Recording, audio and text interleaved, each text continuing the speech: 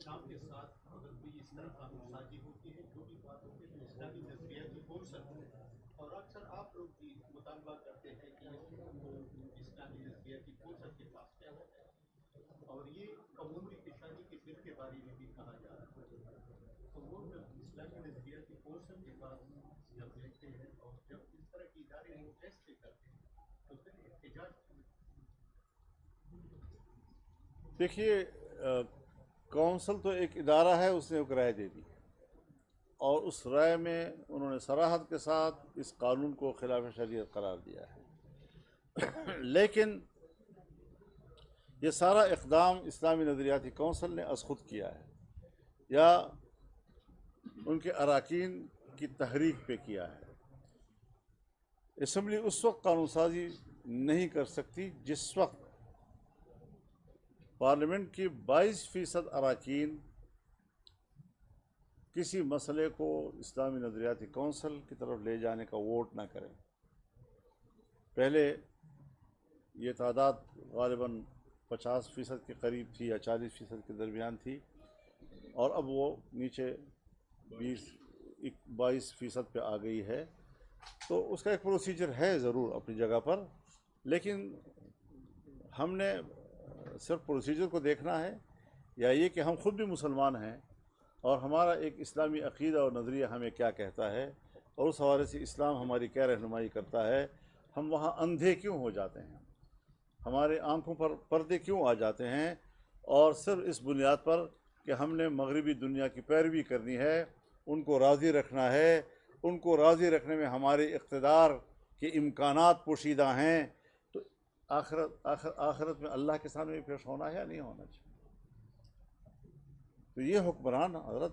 اللہ کا جرم کر رہے ہیں، یہ مجرم ہیں، قوم کی بھی مجرم ہیں، آئین کی بھی مجرم ہیں، قرآن و سنت کی بھی مجرم ہیں۔ مولانا صاحب یہ بتائیں کہ سپریم کورٹ میں مخصوص نشستوں کا مسئلہ زیر سماعت ہے،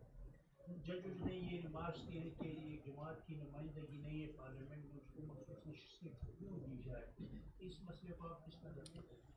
دیکھیے، کورٹ جو فیصلہ کرے گی اس کا انتظار کریں گے، جب تک مسئلہ سب جوڈیس ہے تو ہم کیا کہہ سکتے ہیں۔ میرا سوال یہ ہے کہ پہلے بھی آپ نے صوبے کی سیکورٹی کے حوالے سے بات کی ہے، لیکن ایک دفعہ پھر آپ کی توجہ ہے وہ مبذول کرانا چاہ رہا ہوں کہ خیبر پختونخوا اور خاص طور پر جو ضم مسئلہ ہے وہاں پر سیکورٹی صورتحال خراب ہے۔ آج بھی جو ہے درہ دمخیل میں گھر کے اندر بلاسٹ ہونے سے 2 افراد جو ہے وہ جام بحق ہوئے۔ ڈرون اٹیکس وہاں پر ہو رہے ہیں کہ کھیل کے میدان کے اوپر بھی گزشتہ ہوا۔ اسی طرح خیبر کے وادی نیرا میں بھی جو ہے مبینہ طور پر یہ بات سامنے آئی ہے کہ لوگوں کو نقل مکانی کی طرف جو ہے وہ کہا جا رہا ہے، تو اس میں آپ کیا کہیں گے؟ تو یہ بات تو حضرت آج کی نہیں ہے، اس کرب سے تو میرے خیال میں گزشتہ 30-40 سالوں سے ہمارا صوبہ جو ہے وہ گزر رہا ہے اور عام آدمی اس ساری صورتحال کو برداشت کر رہا ہے۔ تو اس ساری صورتحال میں اب تو پہلے تو پاکستان کے علماء کا فتویٰ تھا کہ یہاں پر دینی مقاصد کے لیے مسلح جنگ اس کی کوئی شرعی حیثیت نہیں ہے۔ اب تو افغانستان کے صرف علماء نے فتویٰ نہیں دیا بلکہ اس فتوے کو امارت اسلامیہ نے سرکاری طور پر اس کا اعلان کر دیا ہے۔ تو اس حوالے سے جمعیت علماء اسلام بھی خود کو علماء کرام کی اس رائے کا پابند سمجھتی ہے اور مسلح گروپوں کو بھی اس حوالے سے علماء کرام کی آراء اور دونوں ریاستوں کے علماء کی آراء کا احترام کرنا چاہیے۔ مولانا صاحب یہ بتائیں کہ 2013 میں یہ بل جو آپ کی بات کر رہے ہیں یہ سندھ اسمبلی میں پاس کیا گیا ہے، ریسنٹلی یہ پنجاب اسمبلی میں بھی پیش ہوا ہے اور ابھی نیشنل وومن کمیشن اس پہ بات کر رہی ہے اور صدر پاکستان نے اس پہ دستخط کیا ہے۔ تو یہ پیپل پارٹی کا شروع سے یہ ارادہ ہے کہ یہ بل ہم پاس کریں گے؟ دیکھیے، پیپلز پارٹی کی بات تو سمجھ میں آتی ہے کہ وہ اپنا سیکولر جو چہرہ ہے وہ زیادہ واضح دکھائے تاکہ وہ بس ایسی زبان کے مسلمان تو نظر آئیں، لیکن اس کے علاوہ لیکن مسلم لیگ تو اپنے آپ کو کہتے ہیں جی ہم تو پابند 100 مسالات ہیں، اور اس کے باوجود وہ صرف اقتدار کے بچاؤ کے لیے ان کے دباؤ میں آ کر اس قسم کے قوانین نافذ کرتی ہے۔ ایک دفعہ انہوں نے سندھ میں قانون پاس کیا کہ جی पता नहीं कितने सालों के कम कोई मुसलमान नहीं किया जा सकेगा जी। अब अजीब बात यह है कि आसिफ अली, इमदाद अली, हाकिम अली, कासिम अली, सारे सिंध जो है अली अली अली अली अली अली से भरा हुआ है। और उनको ये पता नहीं है कि हज़रत अली रज़ी अल्लाह तआला अन्हु करमल्लाहु वजह वो किस उम्र में मुसलमान हुए थे और उनके इस्लाम को कबूल किया गया था। फिर अगर रसूलुल्लाह सल्लल्लाहु अलैहि वसल्लम का निकाह होता है, रुखसती होती है, हज़रत आयशा रज़ी अल्लाह तआला अन्हा की एक मिसाल मौजूद है जिस पर अहले सुन्नत वल जमात का इत्तिफाक़ है और वो आपकी सबसे महबूबा जी, तो उस हवाले से हम अपनी तरफ से कैसे क़वानीन बना सकते हैं। लिहाजा रुखसती के वक्त के लिए ये तो तय है कि बुलूग होना चाहिए, लेकिन मुख्तलिफ दुनिया के मौसमों के मुताबिक हर इलाके के लोगों के मुद्दत बुलूग की अपनी अपनी उम्र होती है, उसमें तफावत भी आता है, आगे पीछे भी हो जाते हैं। तो एक चीज़ शरई तौर पर जायज़ है, आपने उसको जुर्म करार दे दिया, आपने उस पर सज़ा लगा दी, जुर्माने लगा दिए, 7 साल की कैद लगा दी, और जब ज़िना बिर रज़ा का सवाल आता है तो वहाँ पर आप प्रोसीजर को भी मुश्किल बनाते हैं, क़वानीन में भी तब्दीली करते हैं। ये कैसा इस्लामी पाकिस्तान है कि जिसमें ज़िना के लिए तो रास्ते खोले जा रहे हों और सहूलत पैदा की जा रही हो और शरई निकाह के लिए मुश्किलात पैदा की जा रही हो। सवाल तो ये है।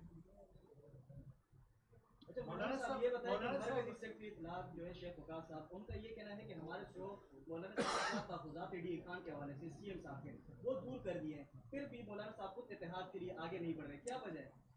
ज़रा पहले इस सवाल को सवाल समझ लो पहले, फिर उसके बाद जवाब बाद में तलाश किया करो। सवाल ही ठीक नहीं है आपका।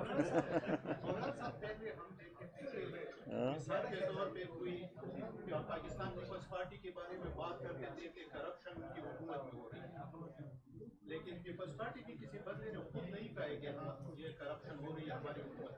अभी पहली बार जैसे कि आपने कहा कि स्पीकर एक अहम मौके पर बैठा हुआ शख्स वो कह रहे हैं कि इतना करप्शन जो है इस सूबे में हुई है, तो आप क्या समझते हैं इस सूबे के और उनकी इदारे ये क्यों? इस सूबे में करप्शन उस वक्त तक ख़त्म नहीं हो सकती जब तक कि यहाँ जमीयत उलमा इस्लाम की हुकूमत नहीं हो। हमने पहले भी साबित करके दिखाया है कि करप्शन कैसे ख़त्म की जाती है, और अब भी साबित करके दिखाएंगे। ये ठीक है कि इस्टेब्लिशमेंट ने हमारी किरदार कुशियाँ की हैं, लेकिन क्या कोई आज तक एक FIR भी दर्ज हो सका है? ऐसी ऐसी इल्ज़ाम तराशियाँ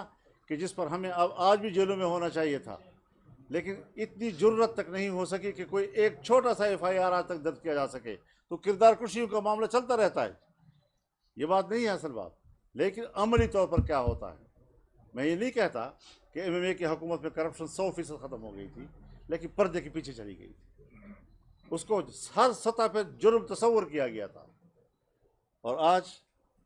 मेज़ पर आमने सामने बैठकर पहले लेना देना तय होता है, उसके बाद फिर मसाइल का हल होता है। तो ये चीज़ें जो हैं यहाँ पर तो नज़रियात, दियानत, अमानत, इसकी जंग नहीं है, यहाँ पर जंग है अथॉरिटी की कि मेरे पास अथॉरिटी होनी चाहिए। तो जितना कमज़ोर इंसान होगा, जितना करप्ट इंसान होगा, जितना अखलाकी तौर पर गिया हुआ इंसान होगा, उसको लाकर आपके सरों पर बिठाएंगे ताकि उनकी कमज़ोरियों को इस्तेमाल करके उनको अपने अथॉरिटी के मुताबिक इस्तेमाल कर सकें। तो जंग अथॉरिटी की है, नज़रियात की नहीं है, अखलाकियात की नहीं है, और अमानत और दियानत की नहीं है। यहाँ तो अमानत और दियानत को पामाल किया जाता है। ऐसे लोगों को तलाश किया जाता है कि कौन है जो सबसे ज़्यादा करप्ट, बद अखलाक, गंदे अखलाक का इंसान, गिरा हुआ इंसान, उनको मिले और आपके मुल्क का हुक्मरान बना दें ताकि अच्छे तरीके से उनको इस्तेमाल किया जा सके। बहुत शुक्रिया आप हजरात का जी।